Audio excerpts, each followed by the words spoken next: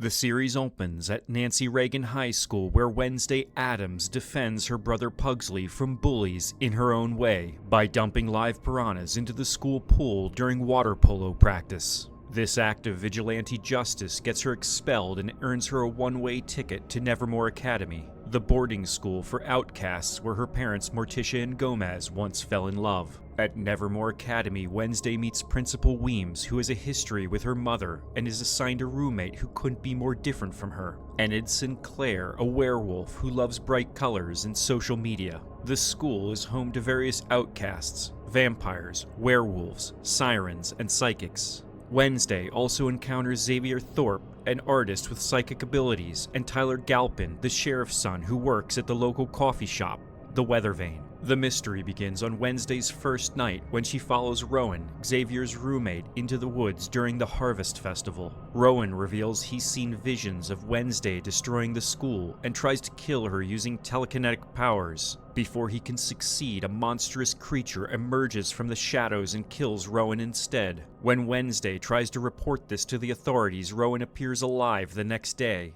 or so it seems. As Wednesday settles into Nevermore Academy, the attacks continue. Students and locals are being murdered by a creature that leaves behind claw marks and partially consumed victims. Wednesday takes it upon herself to investigate, despite Principal Weems's attempts to downplay the danger and Sheriff Galpin's hostility towards the school. The investigation leads Wednesday deeper into Nevermore's history and her own family's past. She discovers her ancestor, Goody Addams, was a student at the school centuries ago, and that the Addams family has long been connected to supernatural conflict in the town of Jericho. Through psychic visions, Wednesday learns about Joseph Crackstone, a pilgrim founder who tried to burn Nevermore Academy and execute its outcast students before being stopped by Goody Addams. Wednesday's search for answers takes her through secret societies like the Nightshades, underground tunnels, and the abandoned Gates Mansion. She uncovers connections between past and present murders, all while navigating the social dynamics of Nevermore Academy. The Poe Cup race, Parents' Weekend, and the Raven Dance become backdrops for deeper mysteries and growing relationships.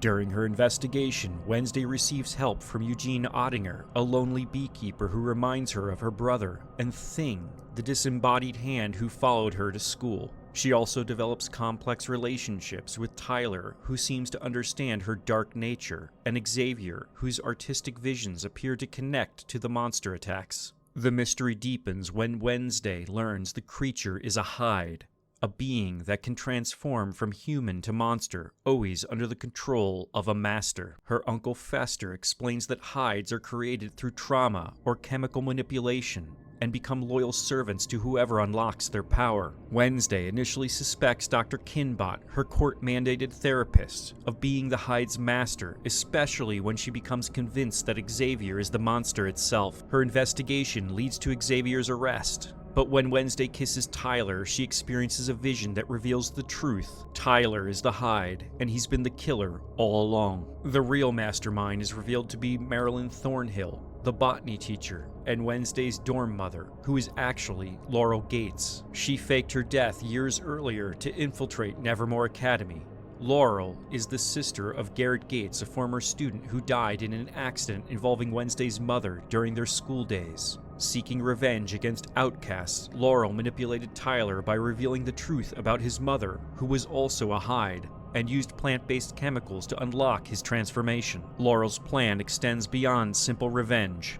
She's been using Tyler to collect body parts from the victims to perform a ritual that will resurrect Joseph Crackstone. As a descendant of Goody Addams, Wednesday's blood is the final component needed to break the blood lock that Goody placed on Crackstone's crypt centuries ago. In the season finale, Laurel succeeds in bringing Crackstone back from the dead. The resurrected pilgrim sets out to complete his original mission, destroying Nevermore Academy and killing every outcast. Wednesday, mortally wounded by Crackstone's sword, is saved by the spirit of Goody Addams, who appears to heal wounds and provide guidance. The final battle brings together all of Wednesday's relationships and allies. Enid finally transforms into her werewolf form and battles Tyler. Eugene arrives with his bees to attack Laurel. Xavier, recently released from jail, joins the fight.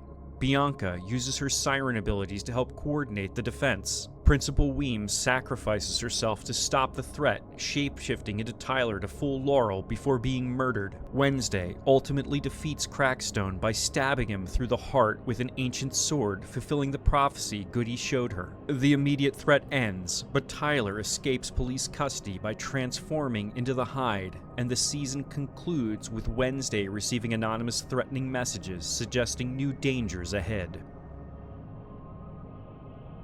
Wednesday uses the framework of Gothic horror to explore themes that resonate far beyond Nevermore Academy's walls. At its heart, the series is about the challenge of finding your place in the world when you don't fit conventional molds, a universal coming-of-age struggle amplified through supernatural elements. The character of Wednesday Addams serves as the perfect vehicle for examining what it means to be different in a world that demands conformity. Even at a high school designed for outcasts, Wednesday remains an outsider, too dark for the normies, too independent for the outcasts. Her journey reflects the real experience of many teenagers who feel caught between worlds, belonging fully to neither. The moral complexity of Wednesday's character is central to the show's appeal. She's not the traditional hero. She's manipulative, callous, and often cruel to those trying to help her. Yet her actions consistently serve a greater good, protecting the innocent and fighting injustice. This moral ambiguity reflects the reality that growing up often means discovering that right and wrong aren't always clear-cut.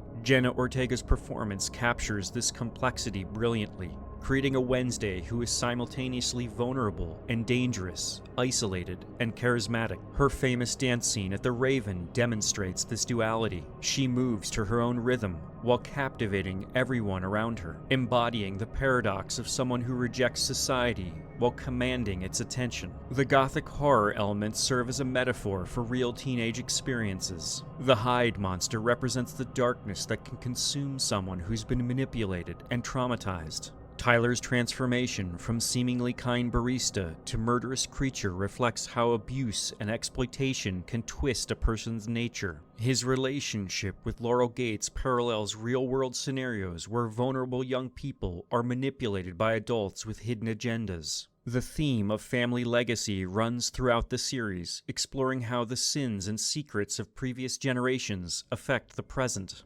Wednesday's investigation into her family's past reveals that every generation faces similar challenges. The struggle between fitting in and staying true to oneself.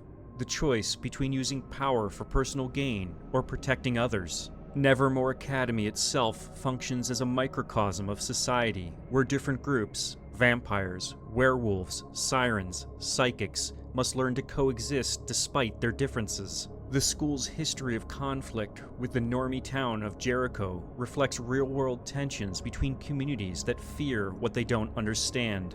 The series explores how prejudice and fear can be passed down through generations, with the Crackstone storyline representing how historical trauma and hatred can literally come back to haunt the present. The revelation that many of the normie townspeople have outcast ancestry suggests that the line between us and them are often more blurred than we realize. The relationship dynamics at Nevermore Academy offer moral lessons about friendship, loyalty, and trust. Wednesday's initial resistance to connection gradually gives way to genuine bonds with characters like Eugene and Enid. Her friendship with Eugene, based on their shared status as outsiders, shows how the most meaningful relationships often form between those who understand what it's like to be different. Wednesday's character growth throughout the season demonstrates that true strength comes not from isolation, but from learning to trust others while maintaining your authentic self. Her final battle with Crackstone succeeds because she accepted help from friends, combining their different abilities to defeat a common enemy. The series also examines the theme of justice versus revenge. While Wednesday's initial motivation is often personal vengeance, she ultimately chooses to protect innocent lives over satisfying her desire for retribution. This evolution reflects the moral complexity of growing up and learning that personal satisfaction must sometimes be sacrificed for the greater good. The ending sets up moral questions that extend beyond the immediate plot. Tyler's escape suggests that consequences of trauma and manipulation can't be easily contained or resolved.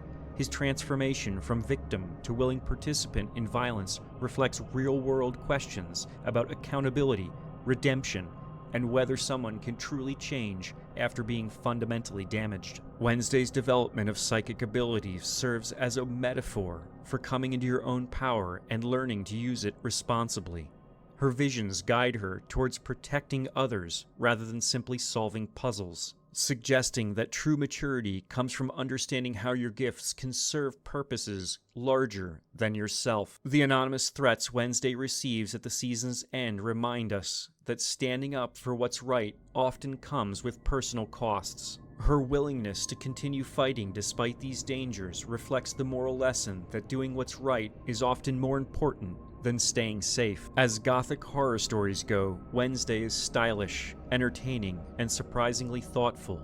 Its monster may be supernatural, but its themes are grounded in real human experiences. It's about what happens when people are forced to confront the darkness within themselves and their communities, about how the past can literally come back to haunt the present if we don't learn from history's mistakes. For anyone who's felt like an outsider, struggled with family expectations, or questioned whether they can trust the people closest to them, Wednesday seems familiar, not because it's realistic, but because it captures the emotional truth of growing up different in a world that rewards conformity. The series understands that Gothic horror works best when it reflects real fears, the fear of being manipulated, of discovering that people you trust have hidden agendas, of inheriting problems you didn't create. These fears are universal, even if the setting is supernatural. So while it may look like a teen supernatural drama and sound like an Addams Family reboot, Wednesday is something more complex. It's a story about finding your voice in a world that wants to silence you, about choosing justice over revenge, and about learning that true strength comes not from isolation, but from building connections with others who understand your struggle. The moral lessons of Wednesday Season 1 remind us that growing up isn't about becoming someone else. It's about becoming more authentically yourself while learning to use your unique gifts to protect what matters. In a world filled with Hydes and crackstones, sometimes it takes a Wednesday Addams to remind us that being different isn't a weakness, it's a superpower.